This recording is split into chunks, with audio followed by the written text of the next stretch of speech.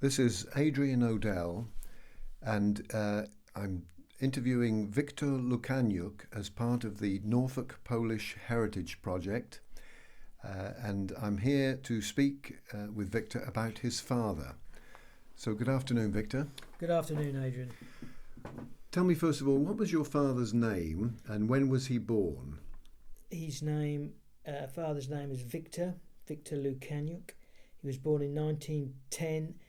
At that time, Poland did not exist. He was born in the Austro-Hungarian Empire. And where he was actually born now is Romania. Oh, really? Do you know the name of the town? I've got the name of the village. They've changed the name slightly. I have seen it on the map. It sits on the main railway line from within Romania now to Śniatin, which is eastern Poland. And I should imagine what happened after Polish independence in 1918. I think the family moved into Poland after the change of borders after the Versailles Agreement. So it sounds a bit complex, but he was born in Austro-Hungary, and that is now part of Romania. But then as a family, they moved in a place called Śniatin. Okay. And do you know anything about his family? Did he have brothers and sisters, and what his parents did? Dad was one of 5 siblings, 3 brothers and 1 sister. And my grandfather, his father, was a milliner. He was a miller, and he had a mill in Śniatin. It was a water mill, and basically they were there. They'd done all the flour for the local population. So I understand that your father was a professional soldier from quite a young age. He signed up in 1933, and by the time the war came along in 1939, he was a sergeant. So yeah, he was a professional. That was his only job. So, do you know anything about what happened in 1939? What 1939? What happened to your father then? Well, I think they formed part of the Eastern Defences in the Carpathian region. They never went westward because he was part of a Carpathian force. They were there basically to fight perhaps fight the Russians as they came from the east, because they were aware that Russia was not always the best of neighbours. After the Polish capitulation, around about the 3rd week in September 1939, after the capitulation, obviously with the assistance of the stab in the back by the Russians, he escaped. He made his escape along with thousands of other Poles to Hungary, and from there he was interned. And he told me that they weren't treated very, very well. They were treated unfavourably by the Hungarians, because at that time the Hungarians were not completely allied with the Germans, but they favoured the German policies. He made his exit from Hungary across the Carpathian Mountains into Romania, and at the time Romania was quite a neutral country. Yes, they were quite liberal, and there wasn't much control, I don't think, there. No, that's right. And then, how long do you know roughly was he in Romania? He stayed in either Hungary and Romania till about the spring of 1940. And then there's quite a well-documented boat, and the Romanian government at the time were assisting Poles to leave Romania, because they were rather unhappy having thousands of armed men from another country within their borders. They felt a bit uncomfortable about that, especially the politics of the time, where it looked as though Romania was going to favour Germany as well, was going to be part of that group of countries. The Carpathian Brigade, or those soldiers from the Carpathian side, there was about 3,000 of them, 3,000 or 4,000 on this particular boat. It's well documented. I've forgotten the name of the boat, but if you looked in the archive, you could find it. Sailed through the Bosphorus, through the Dardanelles and finished up in the French Levant, which is Syria or Lebanon. It's that part of the world. That was under French command. And obviously, when Poland capitulated, Poland then came under the French command in the French Levant. And how long was he there for, and what happened then after that? Well, I'm not sure about the chronology, but basically once France had fallen in the summer of 1940, they all came under the British command. In fact, my father said that they were ordered to arrest some of the French soldiers at that time, because the French, the Vichy French, have had some sort of agreement with the Germans. So they collaborated. They collaborate, exactly, yeah.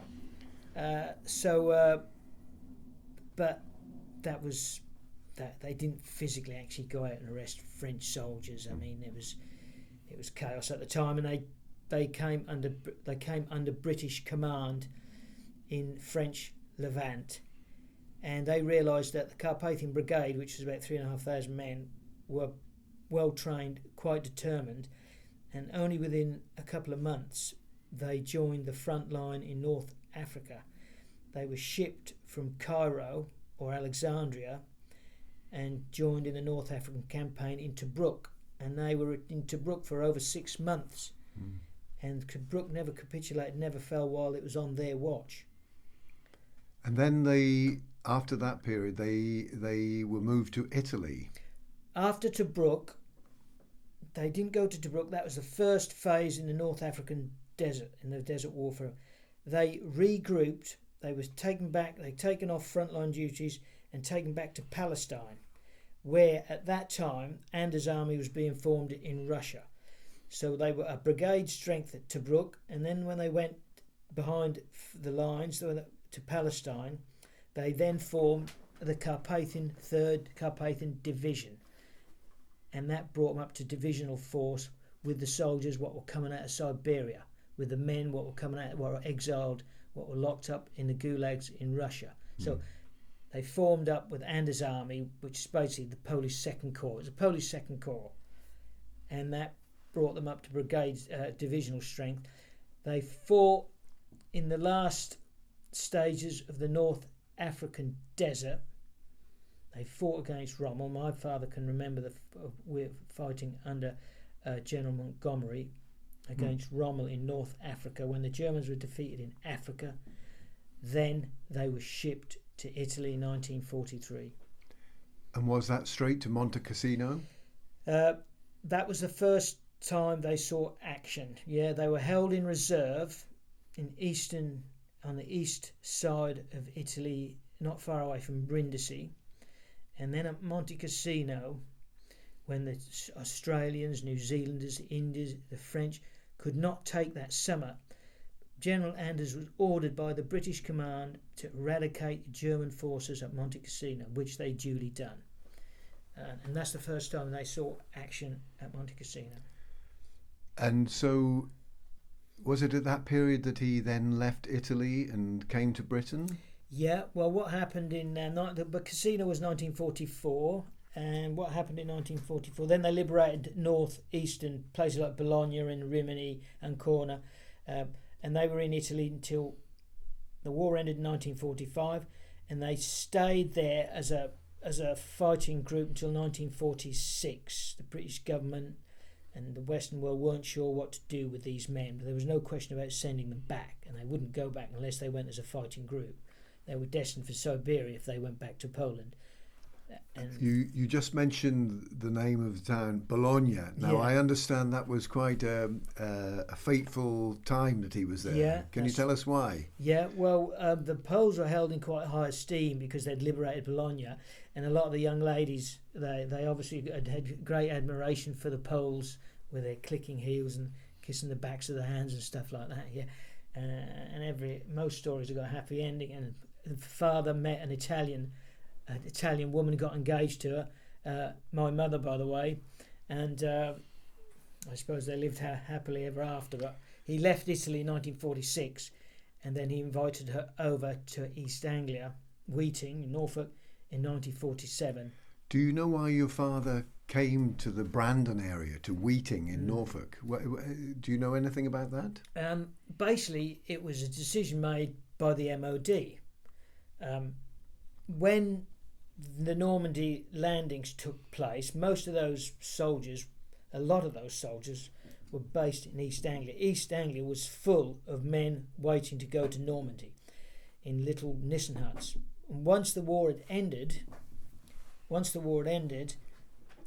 these huts were made available to the Polish Second Corps. And how it was designated, we have no idea. Units of the Polish Second Corps came to Brandon. Units of the Second Corps went to Stoke-on-Trent. Units of the Second Corps went up to Scotland. They went in the West Country. And Dad was based at Didlington in Munford, just the other side of Munford, in a place called Dixon Camp, and that's pretty well documented. He was in Dixon Camp as a soldier until he was demobbed in 1948. Then he came to Weeting Camp, and that was a family's camp. Before it was a soldier's camp, but then it was a family's camp where women and children were reunited with their fighting men. So they were brought from Poland or wherever? They were brought from places like India. They were brought from places like Argentina, because when these mothers with their children left Siberia, they were dispersed all over the world, whoever would take them. And then when the Red Cross got in touch with mothers and children and their fighting men were East Anglia, then they formed these families camps. Weeting and Brandon were families camps. So I think there were about 80 families at Weeting. What was the accommodation like? Well, it's basic, but I can remember being brought up in the camp, and we were never cold, we were never hungry, and we never had the fear of being deported to Siberia or frog marched up out in the frozen waste and being shot and stuff like that. We never complained. So did you live in tents? Or? No, they was Nissen huts, and that's basically it's a half round tin hut which had been lined inside with a toilet and a stove as well. The council had converted them, so initially they were dorms for soldiers where you get rows and rows of beds each side. Then the council turned them into accommodation. And can you remember what impression the Poles made? Were they welcomed by the local population? There was a certain amount of distrust. Some of the English people didn't even realise that the Poles had fought with the Allied. Some of them thought they were prisoners of war, but they certainly weren't that, you know. As I grew up, I never had any. There was never any prejudice against me. Nobody ever said to me, "Oh, you Polish, this, that, and the other." I never had any of that. So how old were you while you were in that camp? I was born in the camp in 1951. We stayed in the camp. I was 4 or 5 years old when we left the camp and moved into father had a house built. So I had 4 years in the camp, and the Polish people used to call them Becki. And Becki means a barrel, because they looked like half barrels. So the Poles, when they saw these little huts, they'd never seen anything like it. They were quite surprised by them. But we never complained. Nobody ever complained in those huts. And what did your father do after he was demobbed? Once he was demobilised, he joined the Forestry Commission, and he stayed with the Forestry Commission until his retirement when he was 65. He just had the one job, and it was hard. It was hard, heavy manual work. But he was like thousands of other Poles. They were qualified in many things, but they were not qualified in cutting trees down. But with the language, there was obviously a language barrier. You can't expect to get technical work. So he stayed with the Forestry Commission. He wasn't unhappy. He came from a region what was dense forestry, so it wasn't new to him. It was almost like coming home in a way, because of course Thetford Forest is one of the biggest man-made forests in Britain, of course. Absolutely. And he married your mother, who was an Italian, so you were raised up speaking what language? Yeah, well, my first language was Polish, because we lived in a Polish community. The kids around us were all Polish. And then obviously mother didn't speak Polish, mother spoke Italian, so I spoke Italian with her. And by the time I was 4 or 5 years old, 6 years old, I could speak 3 languages because my sisters brought English in. 2 older sisters brought English into the house. Polish with my dad still, up until the day he died, and Italian with my mother. And then later on, our grandparents from Italy came to live with us. So I'd learnt 3 languages by the time I was 6, but I didn't even realise I'd learnt 3 languages. It was no big thing. When you're a kid, you learn a language in 6 months. And when did your father? How long did he live for? When did he die? He died in 1995, and he was 85 years old when he died. And he died of heart failure. And what do you think he felt about all of that life in Britain and what had happened before? What was his feelings? He felt as though the Polish nation had been dealt an injustice. By whom? By people like Winston Churchill, Roosevelt and Stalin, where they had that meeting at Yalta in 1944 and they decided the future of Poland without even a Polish person being at the table. My father lost all his land, my grandfather, they lost everything. Poland was 1/3 smaller after the war than it was before the war, yet supposedly the Poles had won the war. They were they were the Allies, but they'd lost 1/3 of their country. And had he ever any thoughts about going back to Poland? He never ever considered going back. He was extremely afraid. He had great fear in going back to Poland. He had a brother what was killed. He had a brother what was taken to Siberia. He never saw his father again. He never saw any members of his family again, apart from a couple of his brother who managed to join the Polish exile. He had deep suspicion with Russian intentions, and if he'd have gone back shortly after the war, he'd have guaranteed to have a spell in Siberia at best, and most probably he would have been shot. But did he ever go back just to visit? No. Even after the fall of communism in 1999, I said to Dad, let's go back and see your village, Dad, and I said we can go together. He still refused to go, and he was extremely fearful. He would never ever go back, he said. So that's quite a life story. Tell me a little bit, please, about yourself now. You were raised here in this near Brandon in Norfolk, in Suffolk, but just on the Norfolk-Suffolk border. You obviously went to school locally, and I understand in recent years I know that you've very interested in his history and the history of the Polish Army, and you've played a prominent role in this town of Brandon in raising the image of Poland and remembering Poland. Tell me some of the things that you've been involved with. Well, I think the Poles have been here since 1947. There's been no anti-Polish sentiment because a lot of the Polish men married Polish women. We've integrated ourselves in the community, and the work ethic, Polish work ethic, is legendary. I don't have to go through all that again. Polish people come over here and they work. So I always thought that integration was the best thing. I mean, I'm from Polish stock. I've got a reasonable grasp of the English language, and I can integrate and I can contribute to the community. And most Brandon people realise that as well. In fact, just recently, the Brandon people encouraged me to put a monument up, a memorial up for the Polish men, women and children who suffered. And we have got quite a handsome memorial in the cemetery here in Brandon, which was a big success. That has been a big success. Integration is the way forward, and it's been a big success. And I can't believe that Brandon is the only place in the UK where there's integration with the local people. And I understand you're a local councillor? Yeah, that's right. I'm a community man more than anything, and I get things done. I'll try and get things done. I'll try and get projects done. People recognise that, and people encourage me to stand as a councillor. So I stood on the town council. I was voted on the town council. Local people said you should go a stage further. So I went and I led a campaign to be a district councillor, and I'm now a district councillor.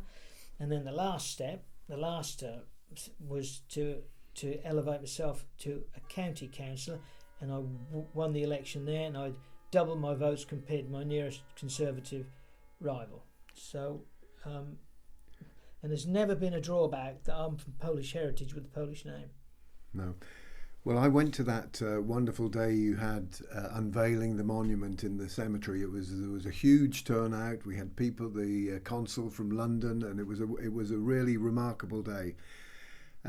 What do you feel now about the sort of the last influx of Poles, the young Poles, the young working Poles over the last 10 years? How do you feel that they... Well, they first and foremost, they've come here to work. They haven't come here to scrounge. Some of them are a bit rough and ready, and I realise some of them drink on the streets, and that's English people drink on the streets. British people do that. British people. If you go to Benidorm or Magaluf, right, it's an embarrassment. I've been there. I've been to those places. I've seen stag parties in Warsaw. English people in Prague. I've seen it. So, but generally speaking, the workforce, which has come from Eastern Europe, mainly Poland, has been exceptional, and Britain has enjoyed a reasonable standard of living because of inexpensive labour from Eastern Europe, and there are many places, especially in catering and caring and manual work. I live on the edge of the fens, and those vegetables, what they lift in those fields, would not get to the supermarket if it weren't for inexpensive Polish labour. I'm not going to use the word cheap labour because that's an unpleasant word. It's inexpensive. They work for £7 or £8 an hour. If you wanted the indigenous people to do that, they would do it, but they'd want £12 or £15 an hour. That means that your vegetables would be twice the price in Tesco's. I wonder if they would do it, whatever the rate. I think it's just such hard work. Well, it's a remarkable story about your father, and you have come out of this very well, a pride for Poland, and understanding the mentality of the Poles and how important it is to integrate. And it's been a real pleasure talking to you today. So I'd like to thank you, Victor Lukaniuk, just like your father, and to thank you on behalf of the Norfolk Polish Heritage Group for talking to us this afternoon. It's been my pleasure. Thanks very much, Adrian.